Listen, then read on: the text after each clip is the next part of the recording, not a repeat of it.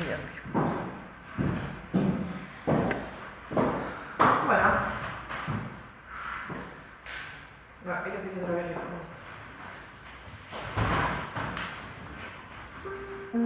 Estamos. Ahí estamos en vivo. Desde los que lo vean desde el Facebook de Alejandro, los que lo vean desde mi Facebook, están los dos transmitiendo ahora mismo. ¿Cómo va, Alejandro Zárate? ¿Cómo van, señora? ¿Qué total el fin de? ¿Cómo le fue el fin de? Muy bien, muy bien. ¿Qué hizo? Cuéntame lo que se pueda. Lo que se pueda contar. Fue un fin de semana de reconciliaciones. Ajá. Fíjate cómo es eso. Y de autoobservación, como siempre. Y de oportunidades. De volver a darme oportunidades y viste que nosotros Por eso voy a hablar porque sí, yo porque se posesiona y se olvida del universo. tenés razón. Entonces, la dinámica de usted me gusta también, ¿eh? ¿Sí? Sí. Bueno. Nos hace maduros, nos hace adultos. Sí, otra imagen, ¿no? Otra esencia. Tal cual.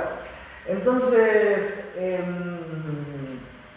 bueno, usted sabrá bien que nosotros hace un tiempo emprendimos una especie de camino una búsqueda hacia el interior de cada uno.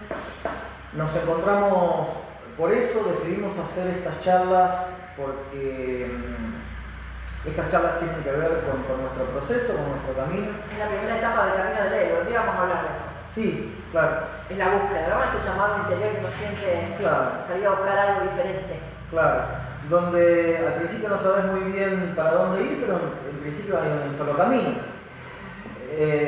Y es inevitable, ¿no? Hay dando vueltas miles de frases que sugieren esto de que cuando sea el tiempo lo va a hacer, es inevitable, el llamado está hecho, digamos, a trascenderte y cuando sea momento de un cambio no te va a quedar otra, hay que confiar, hay que lanzarse. Bueno, ese camino se emprendió hace unos años, al principio uno no confía demasiado y no se entrega y se resiste y controla y bueno, y todo eso que ya sabemos.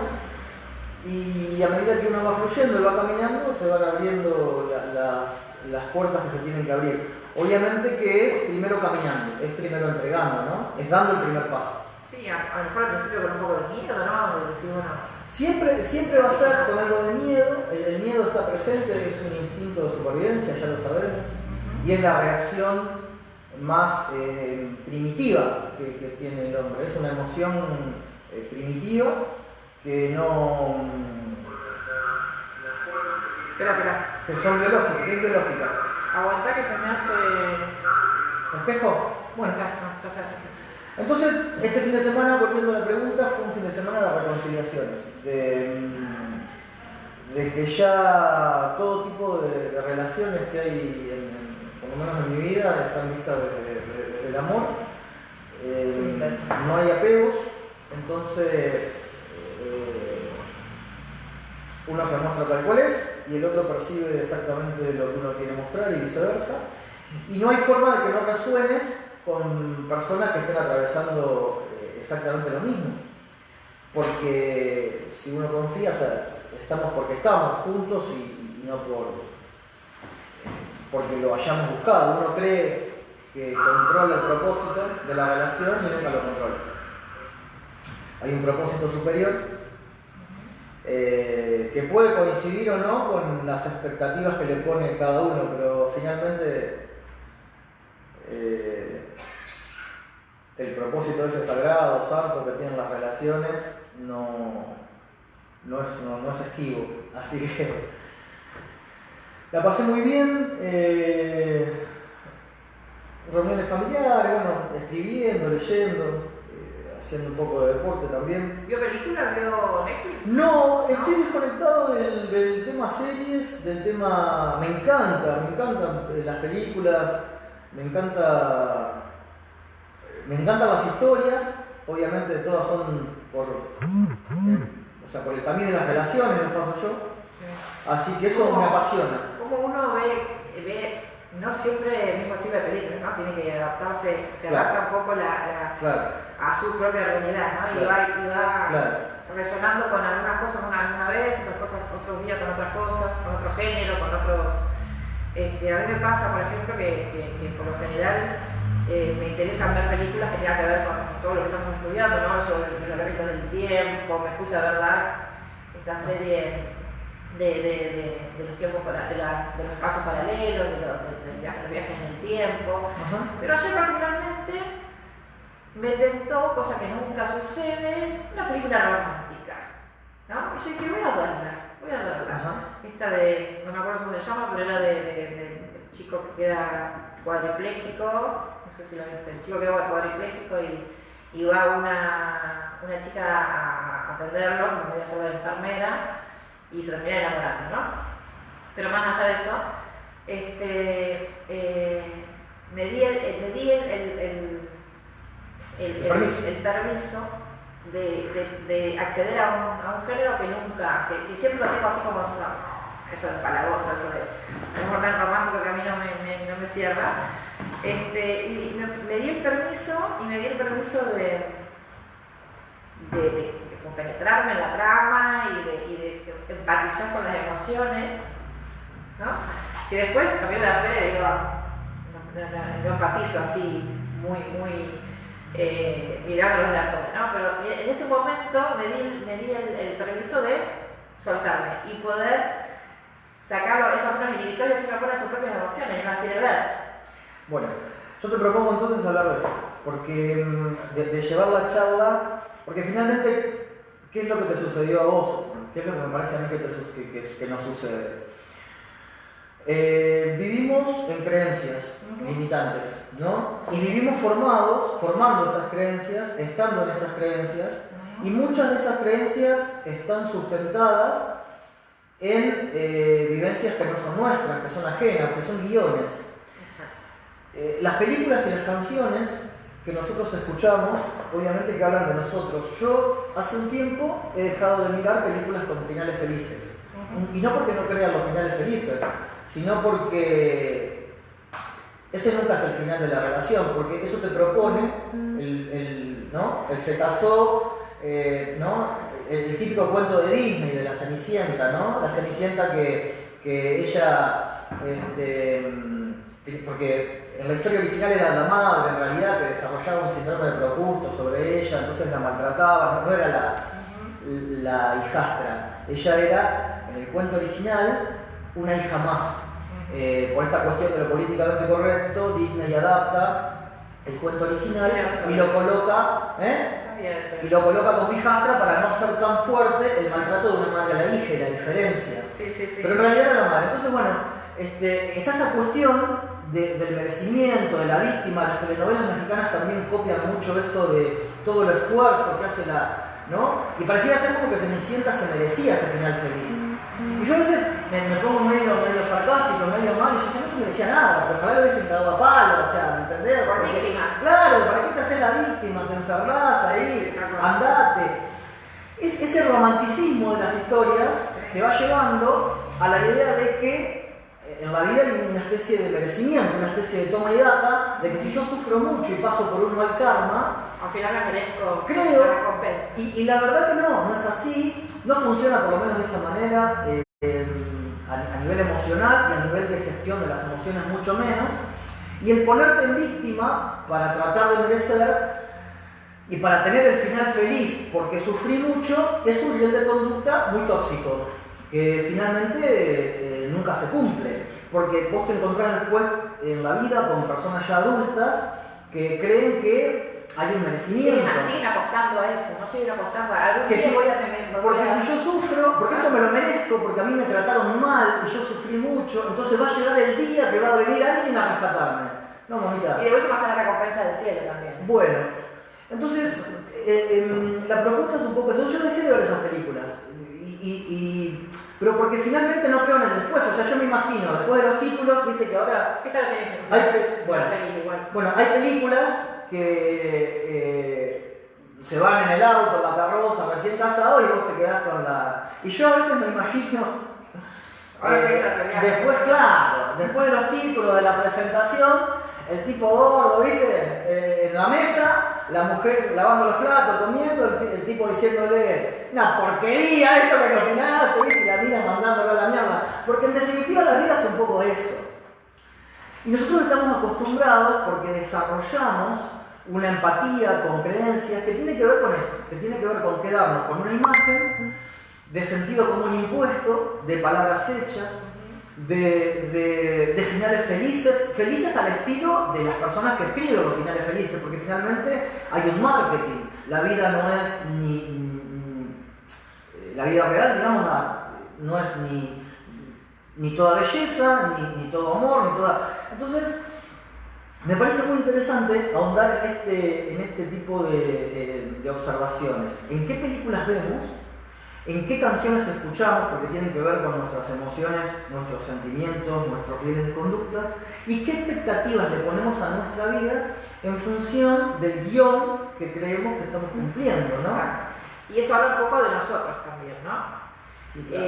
Habla un poco, no todo. Sí, claro. Cada uno, esa expectativa que uno pone en cómo va a seguir la siguiente escena, o cómo piensa cómo va a terminar la película, o cómo se va desarrollando, también habla de nuestros anhelos, que era un poco el tema de hoy, ¿no? Esto de los anhelos se relacionan con eso, se relacionan con cómo yo considero la vida ideal para mí, cuál sería tu estado ideal de vida, ¿no?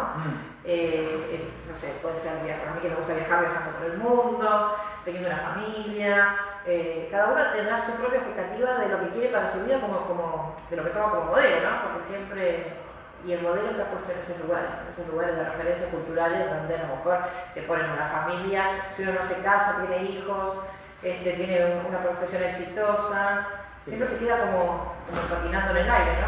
Y son creencias limitantes, todas. En el masculino hay mucho de libertad financiera, de la independencia financiera. Yo me pongo a pensar, ¿y qué es la independencia financiera? Y poder hacer cualquier cosa y que no me falte el dinero. Y ya te hiciste esclavo del dinero. Cuando no querés que te falte, estás permanentemente, ¿no? Basando tu vida en ese fenómeno.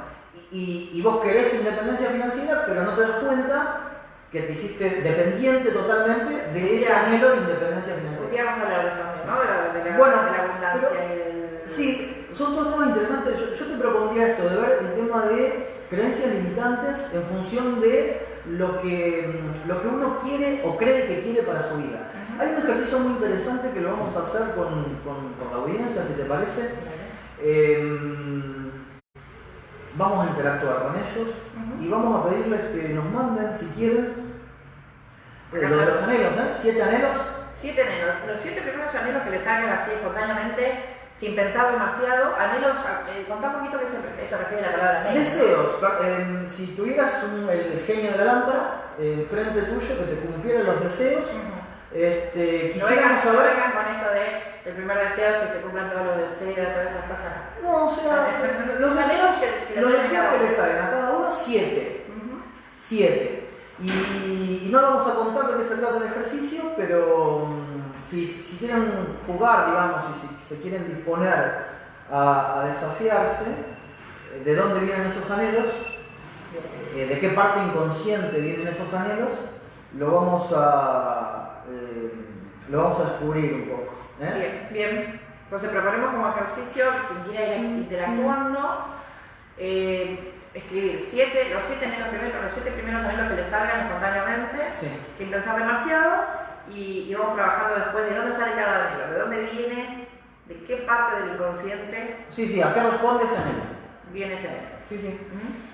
Entonces, bueno, seguimos con el tema de esto de las creencias limitantes y de la imposición cultural de la educación.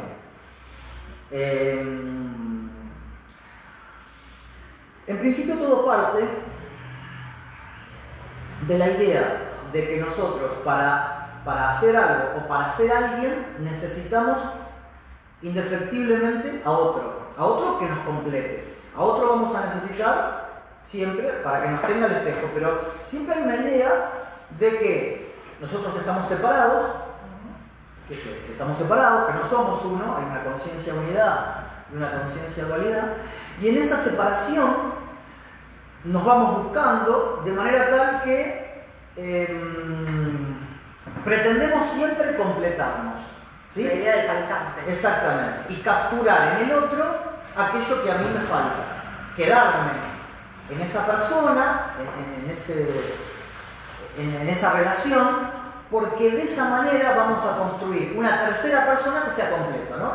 El tú, el yo, el tú y el nosotros. El nosotros como una cuestión superior a la suma de las partes. Entonces le metes a esa persona, que en realidad no existe, partimos de la base de que esa tercera persona no existe, no hay un nosotros, porque ¿qué sucede ahí? Le colocamos unas expectativas a esa relación, la llenamos de situaciones pensando que va a ser más, y finalmente siempre termina siendo menos, porque nosotros ya somos completos, ya tenemos esa cuestión de perfil o de personalidad que nos completa, es lo que somos. No necesitamos a nadie. Más vale que compartirse completo es un anhelo, es un deseo también, y está muy bien. Acá nosotros no boicoteamos las relaciones, muy por el contrario, recomendamos que las relaciones se vivan. Porque la vida es para eso, ¿no? Y que se vivan con el propósito que tiene la relación. Las relaciones nunca fracasan. Cuando uno lo puede ver de ese lado es tan claro, porque en realidad lo que venimos a hacer en esta vida es experimentar el faltante. Entonces, lo que creemos que es el faltante. Exacto, lo que creemos que es el faltante. Entonces, como ya venimos completo, venimos con el componente masculino, el componente femenino, ya no necesitamos nada más, con todo lo que eso implica cada hemisferio cerebral, ¿no? Que después se transforma en hemisferio cerebral desde lo físico, y con toda esa energía que significa cada una de las partes, ¿no? El yin y el yang, y ya venimos con todo. ¿Qué pasa? Cuando hay una idea de separación y de carencia, tenemos que poner eso que creemos que falta allá afuera para poder observarlo, reconocerlo e integrarlo nosotros mismos para volver a sentirnos completos, en unidad. Y así con todo lo que se experimenta afuera es la idea del faltante y la idea de... la creencia de que estamos separados. De que estamos separados, exacto. Y está bueno poder observarlo, está bueno poder experimentarlo, porque está bueno poder olvidarse de eso, que es lo que sucede, por eso lo experimentamos. Pero este estado que buscamos todos, ¿no? De iluminación, donde todo el tiempo vamos a estar conscientes de eso, nos llevaría a perdernos la oportunidad de vivirlo, ¿no? Que eso es la vida. Y ahí hay un tema también, me hiciste acordar, déjame que meta el bocadillo. Acerca de los estados, los estados mentales. Nosotros solemos encontrar personas y te preguntan cómo estás, ¿no? Lo primero es cómo estás. Entonces, generalmente uno dice, bueno, bien, y no cuenta demasiado, y hay otras personas que se permiten. Entonces, te dicen, estoy triste, ¿no? Bueno, ¿para qué me preguntas? Y mucho cuidado con engancharse. La sugerencia siempre, por lo menos lo que yo le digo a mis consultas y a la gente con la que me encuentro, es que no se definan en un estado emocional. Yo prefiero, lo he experimentado, esto. En vez de decir estoy triste, es decir, estoy experimentando tristeza. ¿Sí? Estoy alegre, estoy experimentando alegría. ¿Por qué? Porque cuando vos te definís, te la crees. Claro. Aparte de que qué diferente suena, ¿no? Claro. Estoy triste a que estoy experimentando tristeza. Claro. Eso te da una idea de continuidad, de que esto va a pasar y la estoy aceptando, va a pasar y se va a transformar en otra cosa. Simplemente con el tiempo verbal que estás aplicando, ya cambia todo el panorama y la percepción de eso que estabas... Porque a tu cerebro le decís eso, estoy experimentando, esto es pasajero, lo mismo con la felicidad. Claro. Estoy experimentando una felicidad absoluta, plena.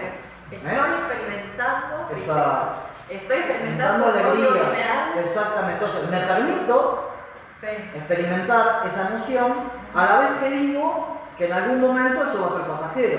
Claro. Que así como... Tiene como eso la aceptación. Estoy experimentando la... Y a ver qué me pasa. Entonces, ¿qué pasa con eso? ¿Por qué? Porque las emociones primarias no atraviesan por rieles neurológicos. Son emociones. Vos sentís el asco, la ira, la alegría, la tristeza, el miedo. Con las emociones primarias que que también compartimos con los animales. Exactamente, que no tienen que ver con los sentimientos ni con los pensamientos, son emociones primarias que tienen las plantas y los animales, de reacciones biológicas. Que es un movimiento de energía, en definitiva. Y que está separado de los rieles neurológicos. Vos lo sentís, lo experimentás, y no hay forma de ponerle un freno inhibitorio emocional, psicológico. Vos lo estás sintiendo. Es una emoción oculta, además. Es primaria. Se mueven energías y se mueven hormonas, se mueve biología, ¿no? Se moviliza el cuerpo porque vos lo estás sintiendo. Podés tener lo que nosotros llamamos en decodificación crisis epileptoides, te puede temblar un ojo, se te puede poner la piel de gallina. Son experimentos a nivel, o sea, experiencias a nivel biológico de fenómenos que no están relacionados con nuestra mente. Claro. Donde la mente ahí no tiene nada que hacer. Es la manera que tiene nuestro cerebro inconsciente de percibir la realidad para estar atento, justamente, estar atento a lo que pasa afuera a través de las emociones. Y esos movimientos de energía nos permiten a nosotros, desde ese lugar inconsciente, estar en alerta, en defensa, si se quiere, de cualquier cosa que pueda pasar afuera y nos pueda perjudicar biológicamente. Entonces, cuando te preguntan cómo estás, si querés lo decís y si no, no, pues sos sincero con vos y con el otro, lo mismo da, le decís, y hoy estoy experimentando tal situación. ¿Sí? Y eso tiene, como decís vos, un doble juego, un doble rol. Esto es momentáneo y me lo permito. Claro, y tiene además esto de aceptación y de comunicación de la aceptación. Claro. Es el mensaje que yo estoy dando a los demás, ¿no? A mí me pasa con mis hijos, desde que a mí me empezó a pasar esto, que empecé a ser consciente esto de las emociones y de poder aceptarlas, me empezó a pasar que no te generan esas emociones que vienen con la emoción inicial, ¿no? Estás enojado, estás triste, estás un día estás triste, pero no te permitís estar triste porque debes ser madre, debes mostrar ese perfil a tus hijos de alegría y de fuerza, seguridad, fortaleza y exacto.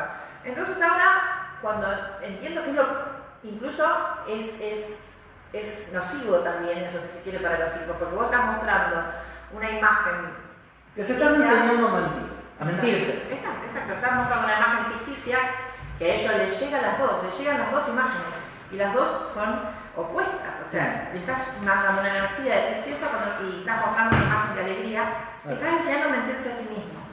Entonces, me pareció mucho más sano, obviamente, decir la verdad, hoy estoy triste, me lo permito, ahora le voy a decir, claro, ahora estoy experimentando la tristeza, me lo permito y ya ni siquiera me siento culpable, no tengo ganas de hacer esto, chicos, no tengo ganas, porque hoy estoy triste, ahora voy a decir otra cosa. Pero aprendí eso y es impresionante la carga que liberás de culpa, de otras emociones consecuentes a esa, ¿no? Claro. Que vienen ligadas un poco a esa. Claro. En esto del ejercicio, en esto de la autoobservación, esto requiere un tiempo, requiere un compromiso, ¿no? Y a veces estar permanentemente reconociendo los para qué, ¿no? De tu vida. ¿Para qué estamos haciendo esto? Finalmente, y bueno, nos encomendamos y lo hacemos, nos entregamos. Entonces, con el tema de las emociones pasa esto. Claro que eso, vivir de esa manera, van de alguna forma modificando nuestras creencias. Estas que son todas limitantes, que traemos de nuestra infancia, que crecimos como siempre decimos, con películas de Disney, con las canciones de Marielena Walsh, ahí delatamos un poco la edad, pero es así. Bueno, nuestros viejos con los tangos, ¿no? Esas películas. Muy latino, ¿no? Muy claro, latino, bueno. Y acá el tema de las telenovelas. Y hay una idea de identificación con eso. Aparte, fíjate que es aburrido seguir una telenovela donde todo sea lindo, donde todo sea feliz. Claro, y aparte, bueno, no sé, yo he visto pocas series, pero me acuerdo una que vi, que es la de serie de Luis Miguel, que la vi. Bueno, preguntar qué mujer, digamos, no odia al padre de Luis Miguel. O sea, porque te lo hacen odiar al tipo, de alguna forma. A Luis padre, ¿no? Porque claro, te cuentan una imagen de él que vos, o sea, no hay forma que no le digas, pero este es un hijo de puta, ¿viste? Bueno, nuestra vida está plagada de creencias que son todas limitantes. De esas subjetividades, ¿no? También. Que te forman a vos, te forman un modo de pensar, un modo de ver la realidad, un modo de percibir, que finalmente no deja de ser, mentira, o sea, porque, como decimos siempre, ¿no? En este mundo traidor, nada es verdad ni mentira. Yo estaba pensando eso, ¿no? De que justamente todos los que nos fuimos llamados, nos sentimos llamados por iniciar un camino de autoconocimiento y de conciencia y para bla, bla, bla, bla, en algún punto llegamos a esta conclusión, ¿no? Que en realidad las personas no es que cambian en el lugar donde observan la realidad. La situación sigue siendo la misma. A veces me dicen a mí, ¿y tu vida cambió? No, mi vida cambió, mi vida sigue siendo exactamente la misma. Puede cambiar algunos detalles, obviamente. ¿Por qué? Porque al mirarlo desde otro lugar vas tomando otras decisiones, vas generando otros movimientos. Pero en realidad, la esencia de mi vida, en mi caso por ejemplo, sigue siendo exactamente lo mismo. Vivo en el mismo lugar, vivo en los mismos problemas, pero yo no tomo, los problemas ya no son problemas, al contrario, son lugares de donde uno puede observarse. Entonces, observaba esto anoche. Digo, qué loco porque te das cuenta que nada cambia, lo que cambia es la forma de ver la realidad. Y hay millones de posibilidades de ubicarse, son infinitos. El campo es infinito, te lo puedes poner en cualquier lugar. Hoy pararte acá, mañana pararte allá, mañana pararte allá. Y observar todo, como el cuento del elefante, ¿no? Tal cual. Contalo, que no me acuerdo. Lo dejamos para la próxima. Bueno, el cuento del elefante era que había un elefante en una sala. Cada uno lo observa de distintos lugares. Entonces, ¿qué ve uno? Y ve la oreja. Yo voy a contar el elefante viejo que todos le mentían. No. Ese no lo conozco. Cada uno le ve una parte. ¿No estaba en una sala el elefante? No. Ni en un fitito. Bueno, entonces no. Bueno, cada uno ve una parte de la realidad. Entonces cree que eso es la realidad. Y cuando se pone desde otro lugar, diga, mira, pero eso se puede ver desde este lado también. Claro, sí. Y desde este lado es otra cosa. Y es un poco eso, toda la existencia, ¿no? Sí. Cambiar el ángulo de donde estás observando la realidad. Eso es un poco lo que hacemos nosotros, muchachos. Si querés ver las cosas desde un ángulo correcto, vení desde un ángulo distinto. Distinto, porque ninguno es correcto. Exactamente. Vení para acá que vamos a tratar de verlo desde otro lugar. Claro. Y quizás le quites la carga que vos le ponías por poder o por solamente tener la oportunidad de mirarlo de un solo ángulo. Exacto. Vení, sentate del otro lado de la mesa. Eso es lo que hacemos nosotros en consulta. Y a la larga te da la posibilidad de poder observar. De ser observador. De ser observador de todo el mapa, ¿no? No sé si de todo, pero de abarcar la mayor cantidad de ángulos posibles. Sabés que esto lo podés ver así, y lo podés ver también en conjunto, ¿no? Claro. Y no ponerle esa emoción, ninguna de las emociones, porque cada ángulo tiene una emoción en particular. Sí, claro. Entonces vos cuando lo mirás desde la observación de todo el mapa, no tenés ninguna emoción en particular, ¿no? Estás como observador pasivo, ese observador que se observa a sí mismo, el que propone Eckhart Tolle, ¿no? Y este observador que no involucra las emociones en esa observación, sino que se observa a sí mismo para ver cómo percibe la realidad. Claro. ¿Desde qué lugar Así está es. percibiendo? Así es. Entonces, bueno, la propuesta es un poco eso.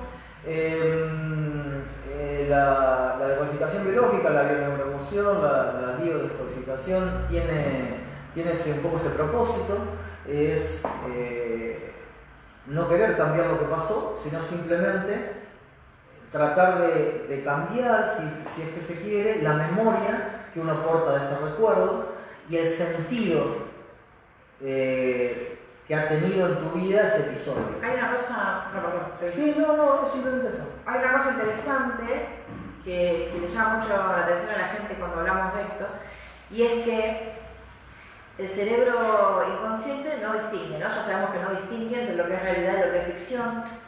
El cerebro inconsciente no distingue entre lo que fue pasado, lo que es futuro y lo que es presente, es todo presente. Lo que es real de lo virtual. Lo que es real de lo virtual. Es todo real. Es todo real. Y todo soy yo, ¿no? Cualquier cosa que pase allá afuera, por eso me emociona una película, porque el inconsciente está creyendo que eso me está pasando a mí, está pasando ahora y que es real. Entonces, cuando uno tiene un recuerdo de algo, cuando uno recuerda una experiencia conscientemente, le está dando al inconsciente la información de que eso está volviendo a pasar. Exacto. El inconsciente genera los recursos biológicos nuevamente, a lo mejor con menor intensidad, pero que está pasando esto ahora y nos da las herramientas para volver a afrontar ese hecho, las herramientas biológicas, acuérdense de que todas son respuestas biológicas, y nos genera todo ese recurso que posiblemente pase desapercibido, o en ese momento sea una emoción, o sea una taquicardia, o sea que se nos paran los pelos de punta, o nos agarra una angustia, o posiblemente sea más intenso, si recuerdos intensos, de que te genere una gastritis, ¿no? Para el cerebro está volviendo a suceder lo que vos estás recordando. El cerebro lo está experimentando como si estuvieras ahí otra vez, porque para el cerebro no hay pasado, presente ni futuro.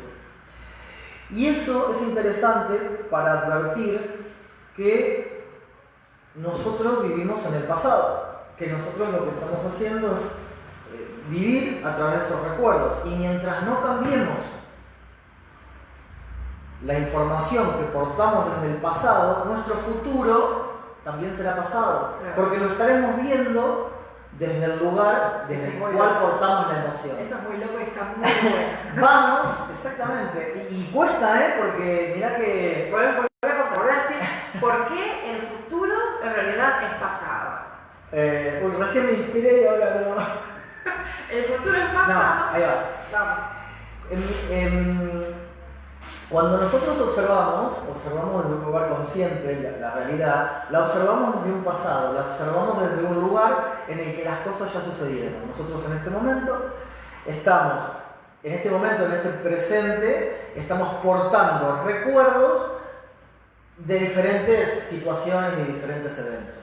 Si nosotros no cambiamos la información que portamos de nuestro pasado, construiremos nuestro futuro en base a esas emociones, y nuestro futuro seguirá siendo el pasado, porque no lo podemos ver de otra manera, porque vamos a ir siempre hacia el pasado. Cuando nosotros tenemos un proyecto de futuro que es nuestra familia, una familia, lo estamos viendo desde el pasado de nuestra familia, y estamos creando inconscientemente eventos futuros desde un pasado del cual portamos un recuerdo que en realidad es mentira, ¿sí? Entonces, hasta que nosotros no cambiemos la información que tenemos del pasado y vivamos el presente, el aquí y ahora, nuestro futuro también será pasado. Esto tiene que ver un poco con no se tiene que ver, pero y decirle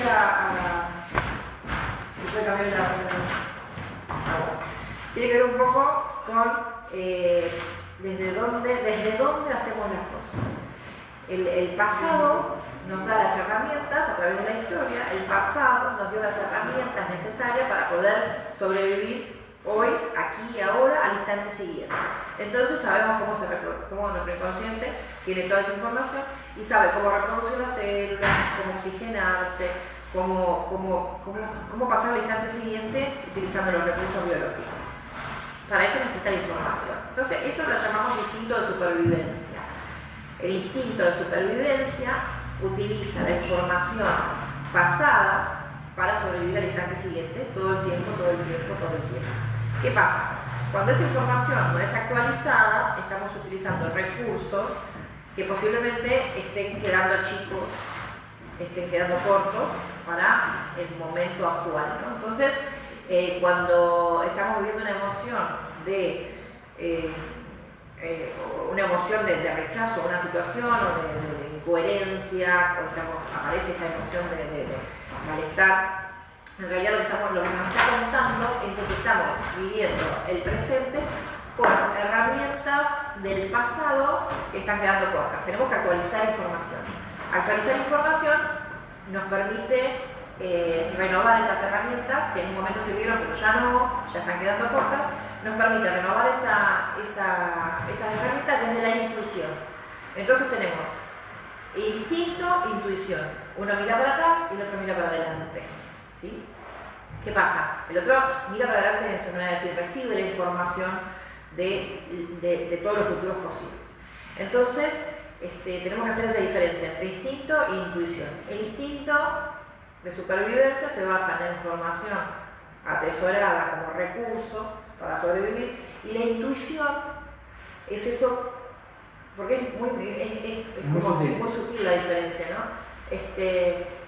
Siempre el instinto nos dice cuidado, no, y la intuición nos dice dale, mándate. Está esa sutil diferencia que siempre el instinto va a tender a rechazar, siempre el instinto va a tender a protegerte, y la intuición va a tender a hacerte sentir fluir. Sí, lo que es posible. Lo que es posible. Entonces, hay que lograr el equilibrio entre esas dos cosas en el presente, porque no vamos a rechazar la información que nos sirve para sobrevivir, porque yo no es imposible, eso es biológico. Pero sí le podemos dar nueva información a nuestro cerebro inconsciente basados en la intuición para que esa información se vaya actualizando. Y al principio, entonces, mira, tengo esta observación de la realidad que es distinta a la que yo tenía, qué bueno. Y eso ya es una información que le estoy dando al inconsciente, a ese inconsciente que guarda la información para utilizarla para la supervivencia. Estoy dándole una nueva información, aunque sea cuentagotas, pero estoy actualizando la información del inconsciente. Eso está muy bien, lo que decís, porque nos lleva a la analogía de los programas, de la actualización, de lo que hablamos siempre. Lo vemos mucho cuando decodificamos esterilidad. Sí. Cuando vienen a la consulta personas cuya, digamos, el espermograma está bien, el conteo de óvulos también, y que no pueden quedar embarazados, o no, a veces no está bien tampoco, igual funciona. Y es que nos vamos a ver el embarazo transgeneracional, el embarazo de la mamá, el embarazo de la abuela, y ahí tenemos siempre información. Ahí vamos a encontrar siempre que quedar embarazado o tener un niño es peligro, exactamente. Porque la información en ese momento, durante el nacimiento hubo un estrés particular o un niño muerto. Entonces, bueno, ahí se mueven un poco los cimientos y los muertos del árbol, del clan, y actualizamos la información. Entonces el inconsciente entiende, no, mirá, quedar embarazada era peligroso para tu abuela que vivía en el campo a 20 horas del embarazo por no llegar a tiempo a la escuela, o porque, bueno, a lo mejor venía también de otro lugar, pero en definitiva... Y está el estrés con el que se vivió, que la biología te programa, nacimiento igual muerte, igual peligro, y el cerebro que te protege permanentemente y te impulsa a estar vivo, te mantiene vivo al instante siguiente, ejecuta ese programa, ¿sí? Embarazo igual muerte, igual peligro, no quedes embarazada. Cuando el inconsciente lo entiende, bueno, eso se desprograma y el evento sucede. Tan simple como eso, ¿no? ¿Es necesario siempre hacer consciente el momento, digamos, donde se codificó ese programa? O sea, si yo no puedo averiguar, digamos, una pregunta que es la que hacen siempre, ¿no? Si yo no tengo posibilidad de averiguar porque no tengo información de mi árbol genealógico, porque no sé, porque soy adoptada, porque lo que sea, ¿no? Si yo no tengo posibilidad de averiguar, o sí, pero no, a lo mejor sucedió más arriba y no llega esa información, ¿qué pasa si yo no tengo esa información consciente, no la puedo conseguir? ¿Cómo desprogramo eso? A ver, la información existe, está guardada, y la toma de conciencia nosotros le llamamos al proceso por el cual ese código se revierte. No tiene nada que ver con acceder a la información de manera fehaciente. O sea, tomar conciencia se puede siempre, independientemente de que no tengas absolutamente ningún familiar sobre la faz de la Tierra y nadie que preguntarte, porque ahí también hay otro programa, ¿no? El programa de por qué no tengo a mano la información necesaria, y ahí hay que verse. Sí. ¿No? A veces dicen, yo tengo toda la información del árbol de mi mamá, pero no tengo la de papá. Claro, la de tu papá. claro, es ahí. ¿Y qué pasa? Como el cerebro es tan perfecto en esa parte inconsciente a la que nosotros nos mantiene vivo al instante siguiente, ya está programado que vos no encuentres esa información. O sea, está previsto de alguna manera que eso deba ser así. Cuando uno se entrega y fluye de esa manera, lo que sucede también es que vos, en la biología, se superan los conflictos con tiempo. ¿Qué pasa en la biología? El video siempre viene más lento, ¿no? Viene atrás de la... Claro, pero finalmente la tendencia es siempre a superar el conflicto. La tendencia es de superación. Si vos dejás al cerebro biológico trabajar tranquilo, sin los estreses, el cerebro va a mandar a reparar. ¿Qué nos pasa con las cascaritas? Dejate la cascarita, mamita, porque si no, en algún momento, claro, dejalo, que el cerebro sabe, entonces vos te rascás, ¿no? Y igual vas a sangrar. Y el cerebro manda material de reparación de vuelta, bueno, ahora si no te rascás, Alejandro, capaz que se cura. Y vos te seguís. Y claro, si vos vas permanentemente rascando la herida y no dejando que el cerebro cicatrice y cumpla el proceso de curación, en la naturaleza, ¿cómo creen que hacen los animales cuando un caballo sin herradura, así pisa una espina? Y lo despide solo.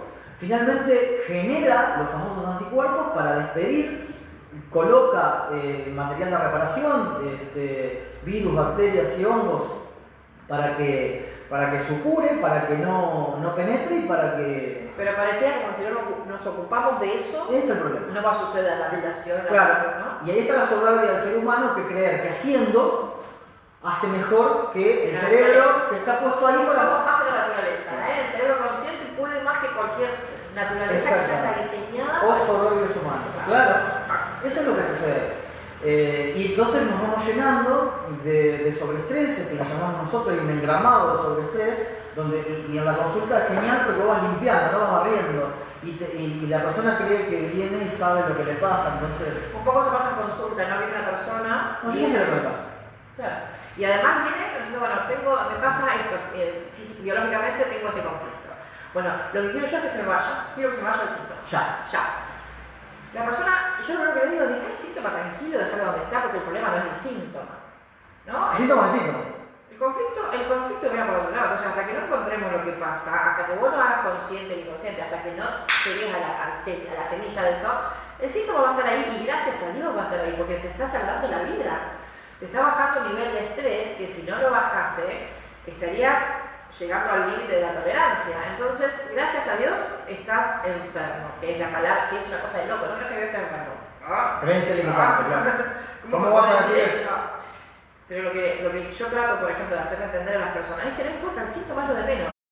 Al contrario, es lo que te trajo hasta acá para poder averiguar a ver qué es lo que está pasando en ese inconsciente, en esa caja negra que tiene toda la información que hay que actualizar. Y otra vez hablamos de actualizar información. Cuando hace ruido, cuando ya no entra, es porque hay que actualizar información. Cuando ya estás incómodo, estás pasando por un lugar que te raspa, ahí tenés que actualizar información.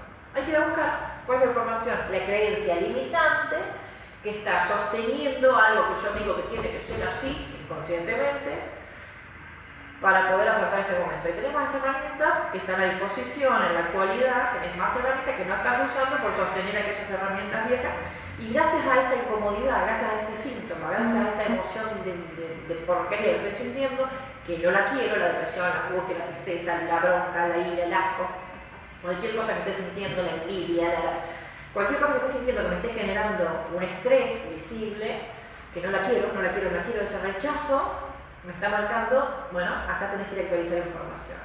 Y para actualizar información, ¿qué tengo que hacer? Primero aceptar el síntoma, dejarlo de rechazarlo, porque la energía que yo pongo en tratar en rechazar y tratar de controlar el síntoma es energía que no estoy usando justamente para hacer esos procesos biológicos normales, naturales, y aparte poder generar ese proceso ahora consciente de salir de mí, observar todo lo que sucede y poder verlo desde otro lugar. Cuando yo me empecino en sacar el síntoma, lo que estoy haciendo es seguir viéndolo, empecinarme, seguir viéndolo desde el mismo lugar. No me abro a la posibilidad de generar otra observación. Entonces, como prioridad, siempre trato de decirle a la gente, olvídate del síntoma, dejemos el síntoma donde está. Incluso me ha pasado con mis hijos, ¿no? Ay, mamá, me duele la rodilla, no me duele la rodilla, no me duele la rodilla. Bueno, vamos a hablar de otra cosa, vení, vamos al centro, vamos a comprar, vamos a hacer mandado, compañía al súper, vamos a ver. Se olvida del síntoma. Cuando te olvidas del síntoma, empiezan a suceder otras cosas, sacas la energía de ahí. Sacas la energía y empiezan a pasar otras cosas que te permiten observar todo de otro lugar. ¿Sí? Y también se da un poco esto de las curaciones espontáneas, de las remisiones espontáneas de las enfermedades, que no sé si tiene que ver, pero que es un poco la posibilidad, es cuando uno se sana o el síntoma desaparece sin haber hecho nada consciente al respecto. ¿Sí? A mí me pasó muchas veces. Y es esto de poder salir de ese lugar de rechazo. Porque toda la energía, la mayor parte de la energía que ponemos en rechazar algo, no lo estamos utilizando para lograr avanzar y adquirir nuevas herramientas para poder trabajar eso que nos está pasando. Realmente. Voy a ir con un ejemplo práctico de la biología, de cómo sucede. A mí siempre me gusta explicar esto de los invariantes biológicos. Y déjenme que adentre un poco el tema. En la naturaleza hay eventos biológicos que permitieron que una determinada especie fuera exitosa a nivel supervivencia, que es el riel de conducta por excelencia de la naturaleza salvaje, permitieron tener éxito a través de miles de años. Entonces, en una manada de ciervos hay un determinado clan, funciona de una determinada manera, y hay siempre un macho alfa, un macho de la manada, que es quien ejerce lo que se llama el derecho de pernada. ¿Sí? Ese derecho de pernada tiene un ciclo biológico, un ciclo de tiempo en el que ese derecho caduca y tiene que ver con la madurez del macho, con la edad, con los tiempos. En algún momento ese derecho de pernada es disputado por uno de los machos jóvenes de la misma manada. Para ganar el derecho de pernada se enfrentan de cornadas, se enfrentan en un ritual de territorio, digamos, de ganar el territorio, y se enfrentan dándose de cuernos. Entonces el macho joven, que ya tiene el programa de macho alfa, le comienza a disputar el derecho de pernada al ciervo viejo. Y en el primer intento, en la primera lucha, obviamente vence el macho viejo tiene la técnica, pero en el ciclo de la vida esa técnica debe ser acompañada por una fortaleza que al macho adulto está comenzando a decaer y el macho joven está en el impulso ascendiente. Entonces, a medida que van luchando, el macho joven se retira, digamos, empieza como a aprender la técnica, a aprender la maña de la pelea y sigue ganando fuerza.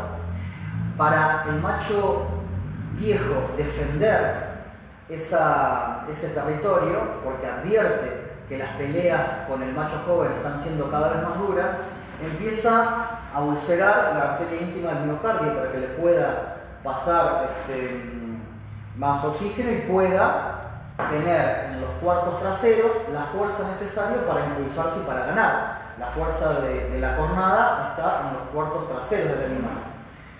Entonces comienza a ulcerar la íntima del miocardio. En algún momento el macho joven, por más que se haya esforzado el macho viejo, le termina ganando y le termina disputando el derecho de pernada y se termina quedando con el derecho de pernada. En la naturaleza donde la no resignación, pero esa victoria, esa pérdida y esa ganancia es muy natural, el macho viejo se retira del clan, dejándole lugar al macho nuevo, al macho joven, y el cerebro biológico del macho viejo empieza a intentar reparar esa íntima del miocardio que está ulcerada. En algún momento, el esfuerzo por reparar esa arteria es tal que se corta. Y ese es el famoso infarto de miocardio, que es el invariante biológico de la pérdida de territorio, pérdida brutal del territorio. Cuando nosotros tenemos en consulta un infarto de miocardio, un principio de infarto, siempre vamos a ir a buscar, 6 meses atrás, pérdida en el territorio.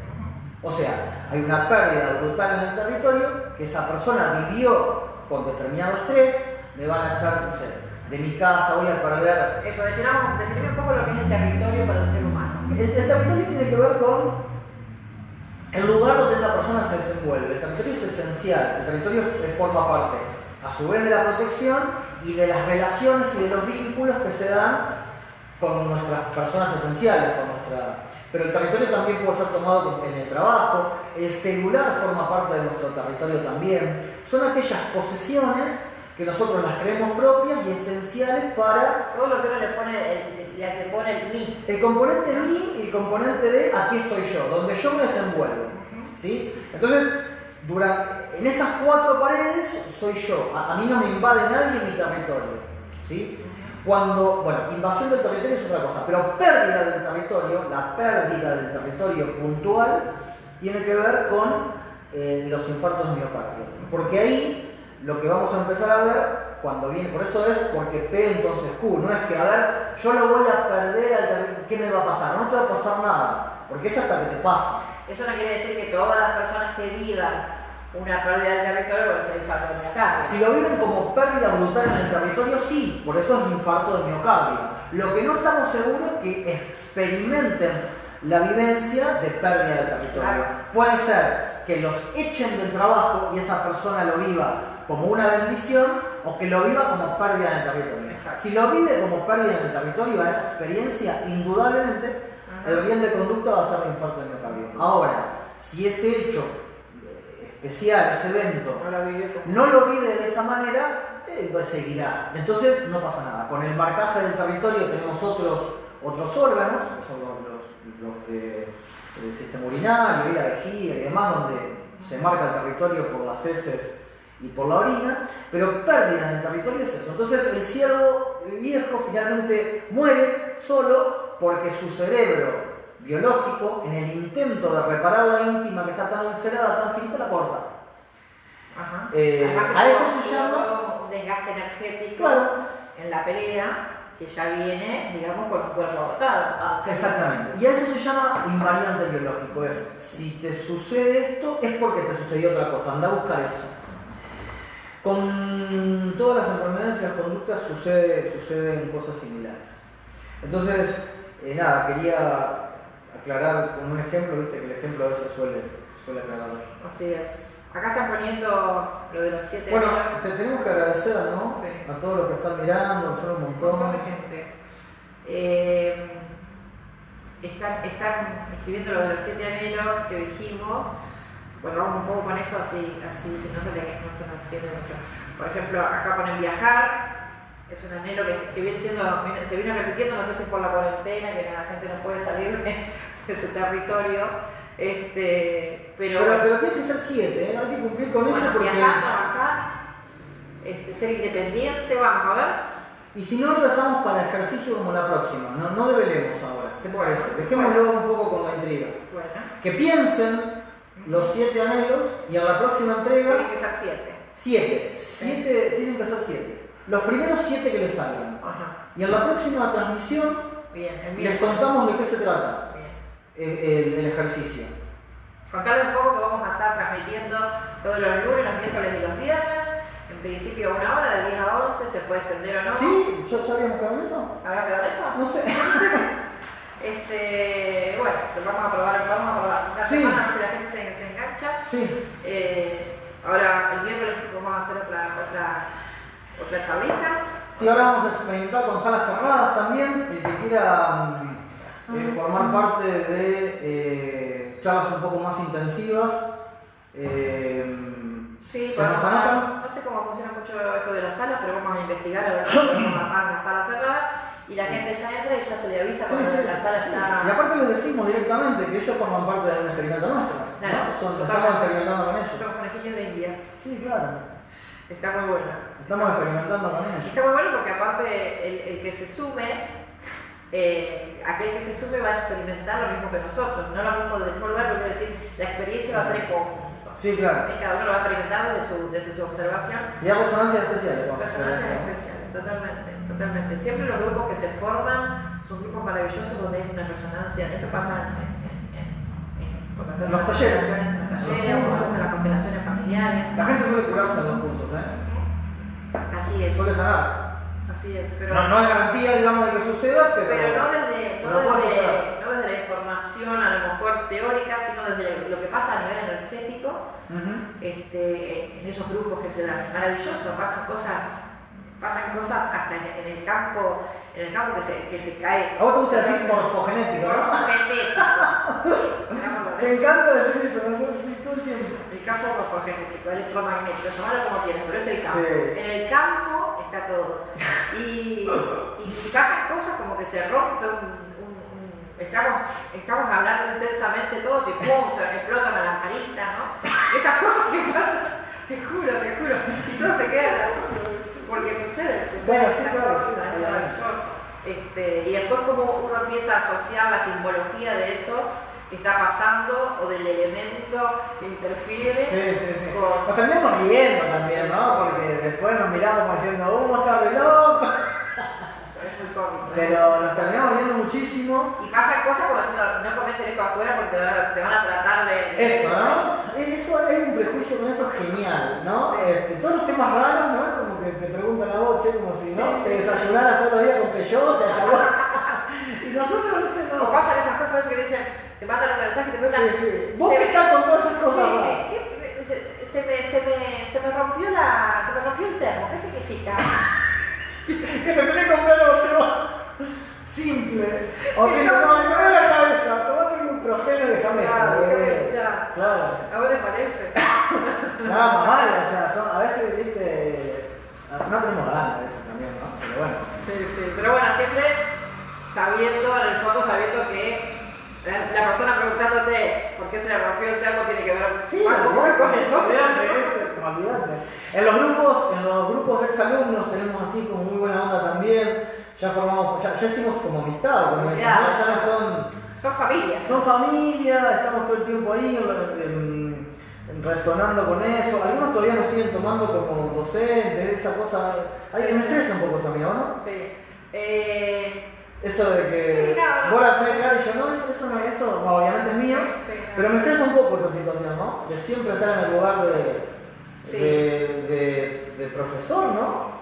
¿Qué cosa? Como pareciera, me han sorprendido diciendo, mira, vos también te pasan esas cosas. No, ¿qué me va a pasar? Claro, ¿cómo no van a pasar?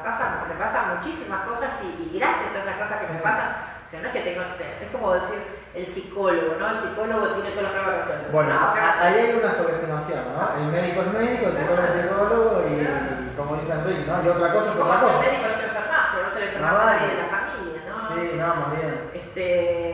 Todos los conflictos los tenemos nosotros, los tuvimos. Todo, porque aparte resonamos con todo el conflicto que se presenta. En el séptimo infierno estuvimos, de todos los conflictos. Sí, lo que pasa es que ahora seguimos resonando, pero ya los vemos desde un lugar sin tanta carga emocional. Sí, sí, claro. Y que eso es en definitiva lo que nos va a llevar, soltando carga emocional, que nos va a llevar a poder observar todo de otro lugar. Creo que lo que es clave es, o por lo menos a mí me sucedió, es poder ser observador de mi propia experiencia. Ajá. Ahí fue, que eso sí lo vengo desarrollando desde por ahí medio adolescente, de mirarme desde afuera así, comprender o no comprender, lo mismo da, pero de tratar de ver eso, ¿no? De observarse desde otro lugar, de salirse de uno, del drama, ¿no? Sí. Del drama, del victimismo, y esto, ¿no? De lo que decía Buda, ni tus peores enemigos pueden causarte tanto daño como tus propios pensamientos. Sí, y además de volver a eso, ¿no? De poder aceptar esto que me está pasando como una bendición. O sea, estoy experimentando la tristeza y gracias a eso... Yo con que se queden con eso hoy me alcanza. Sí, totalmente. Gracias a eso, primero, biológicamente sigo viva. Y segundo, la puedo observar. Si esto no estuviera sucediendo, no habría posibilidad de ser observado. Entonces, gracias a eso que está sucediendo en mi cuerpo, en mi biología, en mi emoción y afuera, gracias a eso yo lo puedo observar. O sea, y ese es el sentido de la experimentación, ¿no? Poner las cosas afuera Que sean visibles, que sean visibles. Y sí, y vas integrando otro aspecto más, ¿no? Esta cuestión bueno, estoy experimentando celos, estoy experimentando tristeza, estoy experimentando está muy bueno. Envidia. Y permitirte, no, sí, estoy celosa, ¿y qué? ¿Y qué? Estoy celosa. Sí. Y tengo bronca, tengo ganas de darme un sopapo. Exacto, sí. Tengo ganas de dar un palo, un botellazo por la cabeza. Y no pasa nada. No pasa nada. A mí, yo voy a contar una experiencia que ya se lo he contado a mis alumnos el otro día en el curso, que me pasó una cosa maravillosa y es que casi asesino a mis hijas. Está muy bien eso. Sí, fue maravilloso experimentar eso porque ya estaba al borde de la locura cotidiana, del quehacer y del estrés y encima todos amuchados en casa, cada uno con su propia experiencia. Y llegó un momento que te juro que estaban alteradísimas mis hijas, alteradísimas yo, y hago así y me doy vuelta y veo una tijerita. El deseo de matar, inconsciente. Veo una tijerita en el piso, una tijerita que había estado buscando hace 2 horas porque me sacan todo donde corresponde y yo buscando la tijerita y no la encontraba. ¿Dónde está la tijerita? Agarro la tijerita. Y hago así, retándolas, ya estresada por otra cosa, hago así y veo la tijerita ahí. Y en un momento me desdoblé de mi cuerpo, agarré la tijerita y hice ¡sa! Y las asesiné. Y dije, wow. Simbólicamente. Y dije, wow, ¿de dónde salió esa asesina? Pero fue tan maravilloso poder observarla y se lo comenté a ellas, ¿no? Le dije, chicas, casi las asesino, si no tuviera frenos inhibitorios, la hubiera asesinado. ¡Qué loco! Porque ese asesino está en mí. Una sorcopada, madre. Sí. Con lo que vaya sabiendo. Bien. Esa asesina está en mí el abusador, está en mí el manipulador, está en mí el celoso, está en mí. Bueno, yo te diría que cortemos un poco. ¿Por qué? Yo lo digo por la hora y porque me parece que tengo que frenar. ¿Por qué? Para que no sea precisamente no. Lo que quiero decir. Déjame ser tus frenos inhibitorios por hoy. Lo que quiero transmitir es que en realidad todos tenemos todos esos instintos viscerales y que. Bueno, un curso de milagros dice también eso, hacerlos ¿no? un poco conscientes es lo que nos permite, en vez de reprimirlos, aceptarlos y decidir conscientemente si quiero hacerlo o no. Un curso de milagros reza, hasta el mínimo insulto que le das a otra persona es tu deseo inconsciente de matarlo. Claro. Cuando vos tenés por el otro un pensamiento negativo, eso no es más que el símbolo de querer eliminarlo.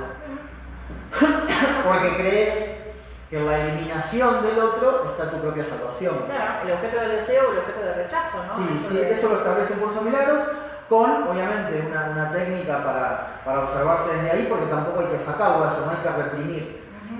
No hay que reprimir la emoción, obviamente, ¿no? Claro, porque no quiere decir que al reconocerlo yo voy a ser asesino. No, claro. Al contrario, quiere decir que voy a dejar de reprimir mi instinto asesino para poder observarlo y trascenderlo. Trascenderlo quiere decir integrarlo. Lo integro, me reconozco asesina, pero elijo conscientemente no ser. Y para cultivar las características de los maestros estos de Dios, que es la tolerancia, y me gustaría cerrar leyendo lo que es la tolerancia. Vale. Esto es en función del manual de maestros de un curso de milagros. Entonces, la tercera cualidad es la tolerancia. Dice así: los maestros de Dios no juzgan. Juzgar es ser deshonesto, pues es asumir un papel que no te corresponde. Es imposible juzgar sin engañarse uno a sí mismo. Juzgar implica que te has engañado con respecto a tus hermanos. ¿Cómo entonces no te ibas a haber engañado con respecto a ti mismo?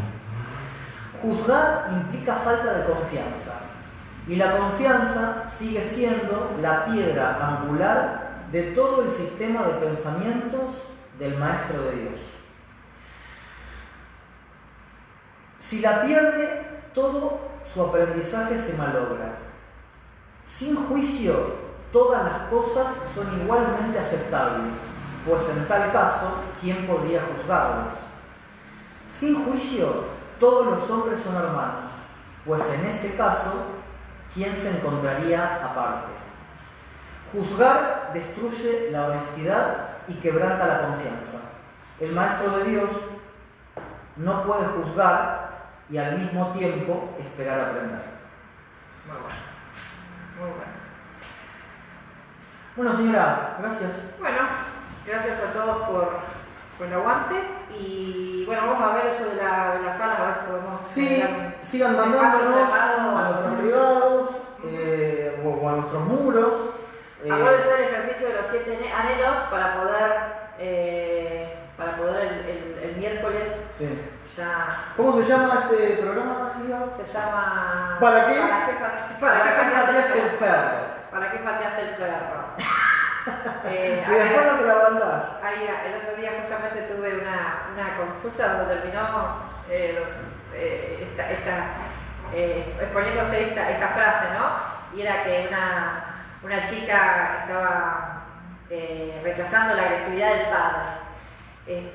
Y salió esta historia de que cuando uno adopta, por ejemplo, uno tiene miedo, dicen, bueno, comprate un perro, adopta un perro que sea un perro guardián, ¿no? Entonces, ¿para qué? Un perro guardián, ¿cómo se entrena? ¿Cómo se entrena? Pegándole. Un perro guardián se entrena pegándole. Exacerbando su miedo, ¿no? Entonces, ahí podemos observar ya que el que tiene miedo es el que más ataca. Cuanto más miedo, más te pones en ese lugar. Entonces, le infligís miedo desde cachorrito y obviamente después va a atacar todo. Entonces, ahí un poco explicamos lo que significa la violencia, ¿no? Que no tiene miedo no puede ser violento. Y está bueno observarse en ese miedo, en esa violencia que te sale y que no intentás reprimir, pero sí observarla, ¿no? Entonces, un poco es eso. ¿Para qué pateas el perro? Tiene que ver también con eso. Lo entrenás, o sea, pones afuera a alguien que te cuide y después lo pateás. ¿Sí? Porque tenés miedo que sea violento con vos, pero necesitas que sea violento con el resto del mundo para poder aflojar, blanquear tu violencia. Buenísimo. Bueno, gente. Gracias. Gracias. Apagar